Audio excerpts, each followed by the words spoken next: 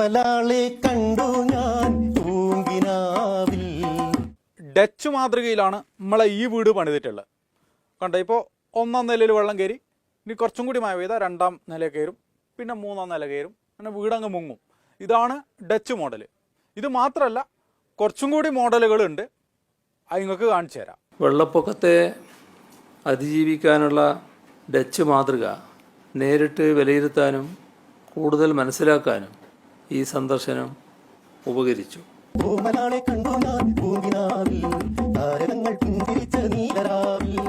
വെള്ളപ്പൊക്കത്തെക്കുറിച്ച് കാര്യമായിട്ട് പഠിക്കാൻ ഈ സന്ദർശനം കൊണ്ട് നമുക്ക് കഴിഞ്ഞു കേട്ടോ. അതൊരു വലിയ നേട്ടം തന്നെയായി. നമ്മളെ പ്രസ്റ്റീജ് പരിപാടിയാണ് റൂം ഫോർ ദി റിവർ.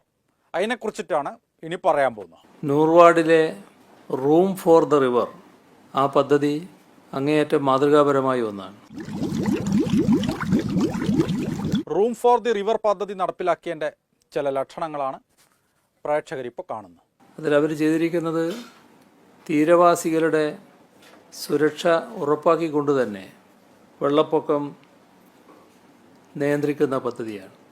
അതാണ് ഈ റൂം ഫോർ റിവർ പദ്ധതി. അവർ അത് അവതരിപ്പിച്ച പല ജല മാനേജ്മെൻറ്റ് മാർഗങ്ങളും മാതൃകാപരമാണ്. ഇങ്ങനെ സംഭവിക്കാൻ പാടുണ്ടോ? റൂം ഫോർ ദി റിവർ പദ്ധതി നടപ്പിലാക്കി അത് വിജയിച്ചതിൻ്റെ കുറച്ച് ദൃശ്യങ്ങൾ കൂടി എത്തിയിട്ടുണ്ട്, കാണിക്കാം.